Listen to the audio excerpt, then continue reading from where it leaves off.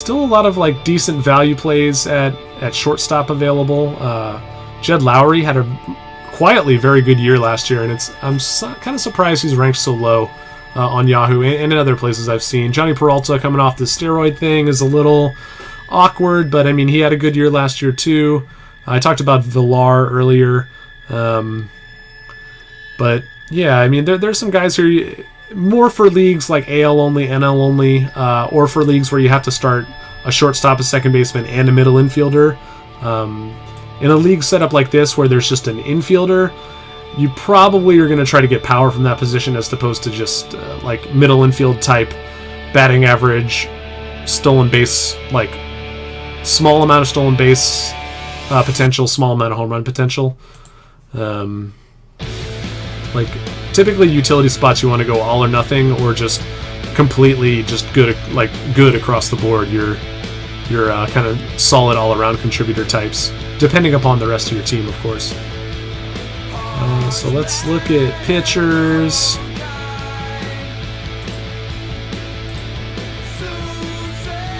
Top of the rankings on Yahoo are Samardzija, Cashner, Hiroki Kuroda, John Lester, Matt Garza, CC Sabathia.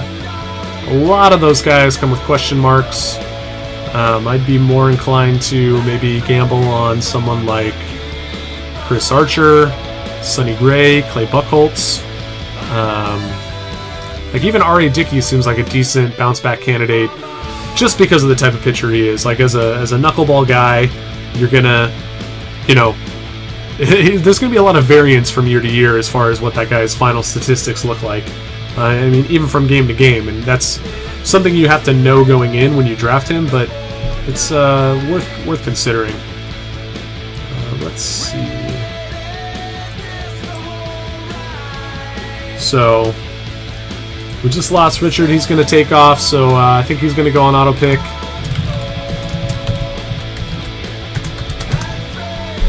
And things might be winding down here. We're almost around 17. If you've stuck with us this long, very cool. Thank you very much.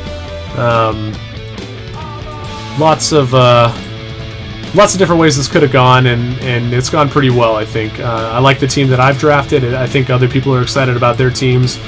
It's easy to feel that way in a 10-team league, no doubt about it. It's a little easier to just look at your team and just think that it's stacked relative to like a 12-team, 13-team, 14-team league.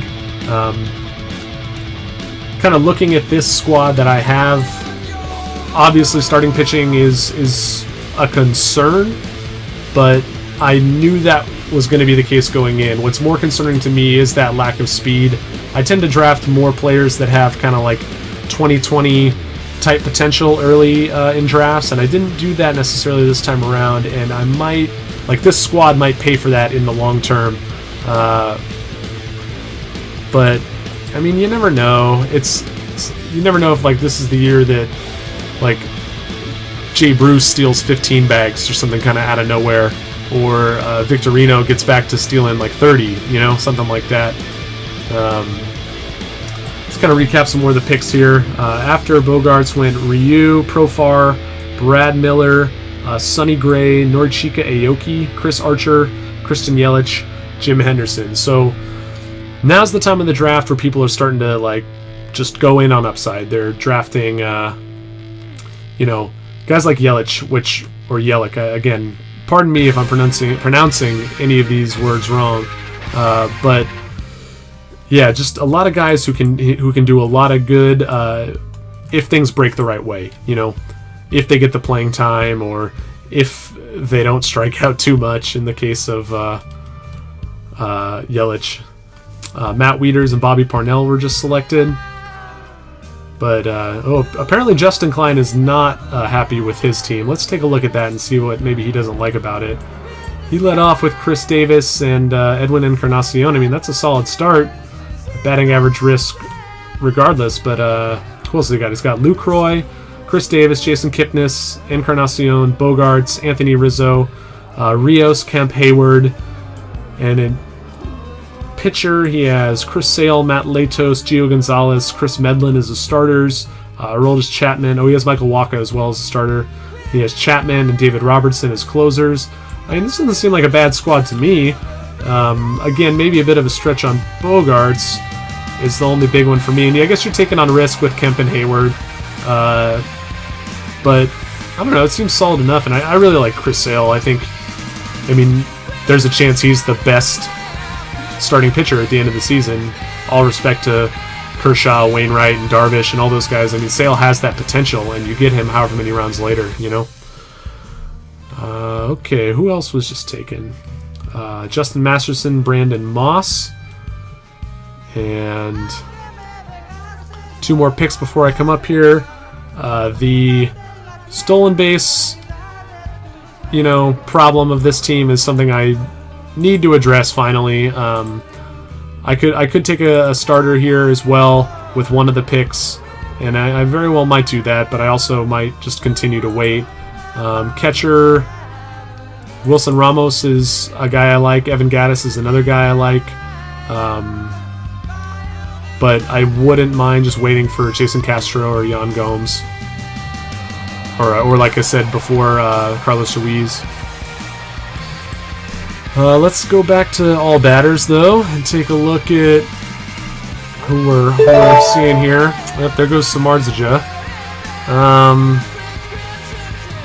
Yeah, I'm going to go with Brett Gardner here. Playing time issues aside, I'm not planning to start him, every day necessarily at the utilities spot.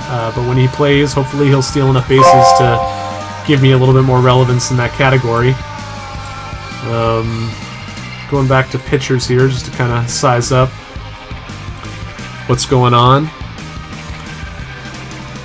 Could take another closer here to get up to 4 and really cement myself as one of the, saves relevant teams in the league. John Lester was just selected. I don't necessarily know if I want to go with a starter in this spot, because I do feel like the drop-off between now and however many picks before my next pick isn't too severe. A lot of the guys you take at this point are just kind of upside plays. And there are plenty of guys a little further down the rankings that I'd be okay landing on the roster. Even just some old veteran types like John Lackey. Those guys have value if you play them in the right matchups. So, go back to batters. John Lester and C.J. Wilson were selected. Well, one name that I haven't talked about and I should be considering here is Ben Revere. He's a heavy speed candidate and comes with a pretty good batting average as well. Like those 22 steals you're seeing there were in a pretty small sample size last season, if I remember correctly. We'll double check that. Yeah, those came in 315 at bats, so he's got some legs, and to quote ZZ Top, he knows how to use them. It was super cheesy, I'm sorry. But he's a guy I could take here, and that would definitely shore up, again, that weakness in my squad, and is one of the reasons why I tend to prioritize power over speed earlier in the draft. With that said, is it better than taking another pitcher here? I'm not sure. I don't have a strong feeling one way or the other, but with that in mind, I'm just going to take him. Again, kind of see how the draft shapes out here for the last few rounds. Yeah, I've only got 2 more picks before my starting roster is full, a catcher and a pitching spot. I mean, with that said, I would be taking pitchers and maybe even other hitters here aside from catchers before I take my catcher in some cases. Again, I don't mind waiting at that position a really long time. So yeah, let's go back to the pitchers and see what's going on there. Fernando Rodney is already in the queue. Jose Veras. Let's go back to my rankings. Look at the relievers.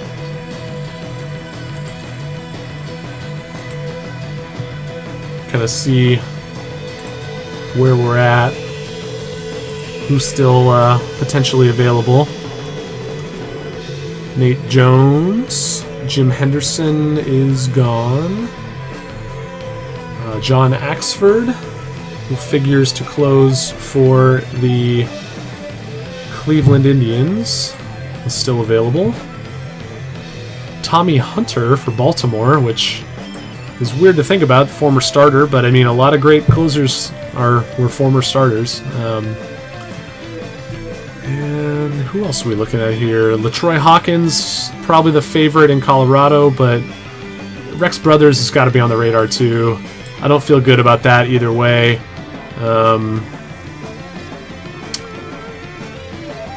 Talked about Neftali Feliz, but he was just drafted.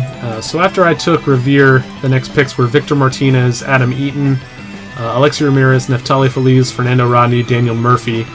So it's possible I should have just taken a fourth closer there and really kind of cemented myself with 4 solid guys. The guy I would have taken is Rodney. Rodney versus Ben Revere is interesting. I have a feeling this team needed the steals more than it needed the saves. Saves, while I might not get another quality closer or a closer who's guaranteed to remain in that position the whole season, I might be able to, over the course of the season, pick up a guy who becomes a closer, right? And get saves that way. Because saves do come into the league from time to time, and it's important to kind of keep tabs on who those next-in-line types are. Your Joaquim Sorias, your Mark Melansons, Tyler Clippard. Those type of pitchers are guys that should be on your radar, especially in deeper leagues where maybe you have room on your roster just to keep them and have them rack up strikeouts and like good ratios for you until they potentially could become the closer of their respective teams. So looking at starters here, Cashner and Kuroda are the top of the Yahoo ranks. Let's see who I've got ranked highest.